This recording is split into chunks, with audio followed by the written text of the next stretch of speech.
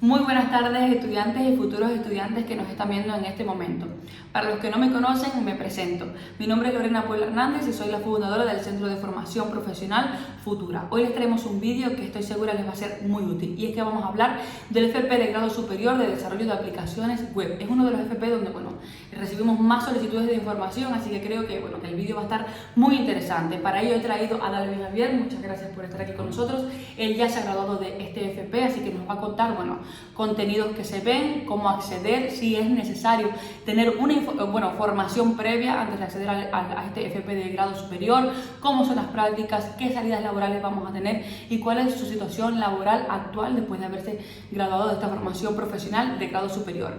Pero antes de empezar, quiero recordarles a aquellos que no lo saben que tenemos un grupo de Telegram de estudiantes y futuros estudiantes donde ustedes podrán hacer todas las preguntas que tengan acerca del FP en general de grado superior, es decir, requisitos de acceso, cómo son las prácticas, salidas laborales, contenidos que se ven, todas las dudas que tengan las pueden preguntar ahí en ese grupo de Telegram donde estarán los asesores académicos y miembros de la comunidad. En la descripción de este vídeo les dejaremos el enlace de acceso, así que por allá los espero para tener una comunicación más directa. Bueno, ahora sí, Dale, muchísimas gracias por estar aquí, por compartir con nosotros todo tu experiencia, tus conocimientos. En primer lugar, quisiera preguntarte, ¿qué te hizo decantarte a ti por la formación profesional de grado superior de desarrollo de aplicaciones web? Vale, a mí lo principal, lo que más me hizo moverme al desarrollo fue que yo ya trabajaba de informático, pero había menos lo que era salidas laborales. O sea, como técnico informático, una empresa suele tener menos técnicos que una empresa de desarrolladores. Sí. Desarrolladores, por ejemplo, una empresa puede tener muchos desarrolladores y trabajar para muchas empresas. Lo que yo trabajaba en su momento de servicio técnico, se requería mucha menos gente y para mí era más complicado encontrar trabajo relacionado a ello. Claro, ¿y para lo de servicio técnico habías adquirido alguna información previa o tú simplemente...? Fue un poco más autodidacta, pero ya tenía lo que era el FP medio. Sí, el FP de grado medio. Recuerden, para aquellos que no lo saben, que en España tenemos el FP de grado básico, el FP de grado medio y el FP de grado superior. Claro que cuando vemos las ofertas de empleo, es decir, en InfoJobs, en LinkedIn, casi todas las empresas piden el técnico superior. Entonces, al final, el caso en FP de grado medio, pues luego tendrá que buscarse la vía para hacer el FP de grado superior y así aumentar sus posibilidades de acceso al mercado laboral. Exactamente, porque yo buscaba y la mayoría eran de desarrollo y principalmente grado superior. Claro, efectivamente. Y para acceder, ya tú tenías una formación previa, pero en general, porque esto nos lo preguntan mucho ustedes, o sea, los que nos contactan para información sobre este FP, si es necesario uno tener unos conocimientos previos, si es obligatorio tener unos conocimientos previos para acceder al FP de grado superior de desarrollo de aplicaciones web. Pues yo suelo recomendar, a la gente me pregunta a mí, que investigue un poco antes en internet, antes que meterse directamente lo que es a la formación sin saber nada. Sí. Pero reconozco que yo tengo muchos compañeros que no tenían ni idea. Sí, que van de cero. Exactamente, de cero, y les ha salido bien. Obviamente se han aplicado mucho al principio, pero les ha ido bastante bien. Sí, entonces, básicamente el requisito de acceso, recuerden, al FP de grado superior es tener el bachillerato si son estudiantes españoles, es decir, que han realizado sus estudios de bachillerato en España, y si son extranjeros, al menos tener la solicitud de homologación de bachiller iniciada en el ministerio. No tenemos que tenerla ya concedida, pero sí tenemos que haber iniciado esa solicitud, para lo cual necesitamos el título de bachiller o secundaria, porque en algunos países se llama secundaria, y el certificado de notas apostillado, más el pago de la tasa, que son 49,76 €. Lo bueno es que se puede hacer por medios electrónicos y es algo que es bastante sencillo. Si no, también lo podemos hacer de forma presencial, y en ese caso nuestro documento de identificación no va a ser ni el TIE ni el DNI, sino el pasaporte, pero se puede hacer sin ningún tipo de inconveniente. Entonces, el FP que hiciste tú, es decir, fue un FP público. Sí. ¿Y fue fácil entrar o fue complicado? Fue complicado porque a mí de primera me lo denegaron, porque me pusieron en lista de espera, mejor dicho.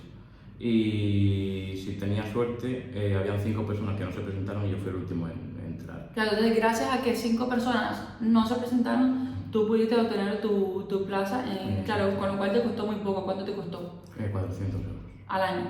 Sí. 400 € al año, claro que en el ámbito privado es muy diferente. Lo que yo comento es que, ahora precisamente el FP de grado superior privado está en auge porque es muy difícil, como dices tú, acceder al FP público. Realmente hay una lista de espera bastante extensa extensas.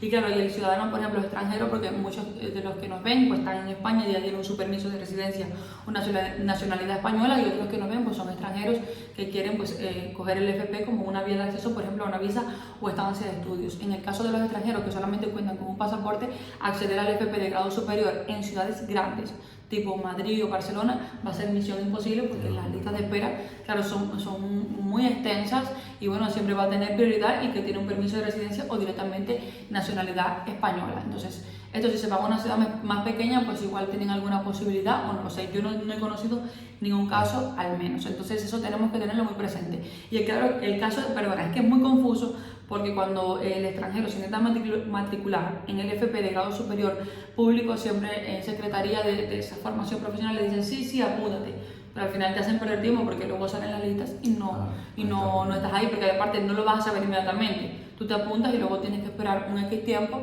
a saber si estás admitido o no, y estás perdiendo tiempo. Entonces ese es el tema. Entonces, bueno, ya hablamos del costo, el tiempo que duró, pues ya saben, el FP dura 2 cursos académicos, es decir, 2 años. Entonces, háblanos un poco, Dalvin, del contenido, o sea, es decir, ¿cuál fue el contenido que viste en el FP de desarrollo de aplicaciones web? Vale, el contenido que te enseñan principalmente, bueno, hay un par de materias que están menos relacionadas con lo que es la profesión, pero también es bastante útil, que es inglés y sistemas, que sistemas cuando ya eres programador no tocas tanto, pero siempre es bastante útil, y las herramientas principales para lo que es hacer una página web. Y son varias materias como lenguaje de marcas, programación y base de datos, que son muy importantes a la hora de programar. Y creo, bueno, pero principalmente son los primeros lenguajes que se utilizan, como Java también, para poder desenvolverte en cualquier lenguaje de programación. ¿Y al día cuántas horas eran de estudios presenciales? 6, si no recuerdo mal. 6 horas, sí. Entonces, digamos, ¿en qué puede trabajar una persona que estudia este FP? Pues principalmente lo que es el empleo de desarrollador web es muy amplio, porque hay muchos lenguajes que a lo mejor es para lo mismo, lo que es mantener la página web a lo mejor de un banco. No es lo mismo que mantener la página web de Telefónica, por ejemplo. Los bancos principalmente utilizan unos lenguajes bastante más antiguos que los de telecomunicaciones, páginas web de lo que son, como en mi caso, Telefónica. Utilizaba un lenguaje bastante moderno.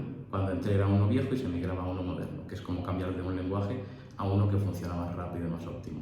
Y lo que son los bancos, por ejemplo, utilizan el mismo sistema pero con más seguridad, pero es un lenguaje más antiguo.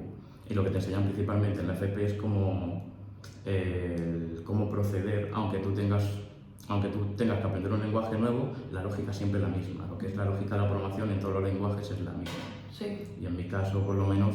ellos te dan como las bases, ¿sabes? El FP te da como las bases para que tú luego puedas ir ampliando y abarcando, entiéndose, es decir, según el tipo de empresa en la que estés trabajando, ir adaptándote, ¿no? Sí. Porque claro, siempre hay formación autodidacta, ¿no? Que es lo que hablábamos, sí. Es decir, hay pues, unos conocimientos que uno lo aprende en la academia, pero luego uno también tiene que hacer un esfuerzo por formarse de forma autodidacta para ir adquiriendo más competencias. Al final, pues en este ámbito, es decir, en función de la cantidad de lenguajes que domines, pues así será pues, claro. tu pedigrí, ¿no? Sí. Es decir, lo que cobres o no, claro. Lo que te ofrezca una empresa o no, entiendo, ¿no? Sí. Entonces, bueno, ya hablando un poco, es decir, de las prácticas, es decir, el tema de las prácticas, ¿cómo fue tu experiencia con las prácticas y, bueno, las de tus compañeros? Vale, en mi caso yo había trabajado ya de informático, lo que eran en proyectos de redes, pero también estaba involucrado con algo de desarrollador, por lo que pude, lo que era convalidar las prácticas. Sí. Pero en el caso de mis compañeros, que también estaban trabajando en proyectos paralelos, que estaban cerca mía, por ejemplo, ellos también entraron en proyectos de Telefónica y les enseñan desde cero. Y ellos decían al principio que aprender la lógica, lo que es en la FP, pero dentro de cualquier proyecto es un mundo. Te enseñan cómo funciona su sistema. Claro. Y dentro pues son 3 meses y la verdad que tienen paciencia y te van enseñando bastante bien. y la mayoría pues se quedaron trabajando. Claro, es decir, recuerden que en el FP, al ser una formación reglada, las prácticas son obligatorias, es decir, no es como un curso, digamos, que la academia te promete prácticas y luego pues no las haces nunca, ¿no? O sea, en el caso de FP, para poder graduarte tienes que hacer tus prácticas, con lo cual la academia tiene que garantizar las prácticas y eso pues nos va a dar una puerta de acceso bastante importante al mercado laboral, tal como dice pues muchos de sus compañeros que pues, empezaron en Telefónica como practicantes, al final acabaron trabajando ahí. Exacto. Y es que, es decir, vemos que este tipo de perfiles, o sea, están muy demandados ahora mismo por las empresas, por lo mismo que estamos diciendo, porque abarca muchísimas cosas. Es decir, puedes trabajar con todo tipo de empresas independientemente del lenguaje que usen, por así decirlo. Entonces, cuéntame un poco cómo fue tu proceso, porque claro, tú convalidaste tus prácticas porque ya trabajabas en algo pues relacionado, que eso, bueno, para los que estén en esa situación ya lo saben. Si ya ustedes están haciendo algo relacionado, pues tienen la opción de convalidar las prácticas y así ya pues acceder directamente al... Sí, efectivamente. Entonces, cuéntanos un poco cómo fue pues tu primer acceso al mercado laboral, es decir, cómo lo hiciste, fue difícil, fue fácil, ¿dónde buscaste trabajo? Yo principalmente en InfoJobs buscaba mucho trabajo. Reconozco que al principio era un poco difícil, pero porque como que te da respeto, porque a veces te piden muchos lenguajes y piensas que te lo van a exigir. Y lo que me di cuenta después era que muchas empresas andan viendo tu predisposición principalmente, las ganas que tú tienes de aprender dentro, porque ellos te ven principalmente como un trabajador que va a estar ahí tiempo y ellos no quieren desperdiciar lo que es información. O sea, si ya dentro te forman, entras a trabajar, te forman por lo menos como trabajador principiante, ellos saben el nivel que tienes y empiezas a trabajar y saben que tu evolución es progresiva. Y al principio pues lleva pues con un poco de inseguridad, pero no es tan complicado. Al principio te hacen pruebas más o menos para ver algunos sitios te hacen pruebas para ver tu lógica de programación más o menos, para ver si sabes, y una vez que ya entras es bastante y por ejemplo, es decir, cuando tú recién haces FP que estás accediendo al mercado laboral por primera vez, ¿cuáles son más o menos los sueldos anuales que se manejan? Los primeros, es decir... Los primeros, yo creo que el más bajo que he visto ha sido 14.000 y cuando lo que es te contratan, o sea, 14.000 a los 6 meses como que te contratan directamente a otra empresa, pero suele ser entre 16 y 20. 16 y 20 cuando recién ya nos graduamos del FP, bueno, no está nada mal, ¿eh? Sí, dependiendo también de lo que hayas... O sea, claro. Porque hay mucha gente que también saca alguna certificación extra y tal. Claro, sí, que era lo que íbamos, que en tu caso, claro, además, es decir, lo bueno también del FP de grado superior, que luego podemos ir haciendo otras especializaciones, que también forman parte de la formación profesional. En tu caso, la especialización, ¿en qué consiste? Lo mío fue Java y con Java pues utilizas lo que es un framework que se llama Spring Boot. Pues eso estaba... Ahora creo que también, pero en su momento cuando yo lo estudié estaba bastante más solicitado.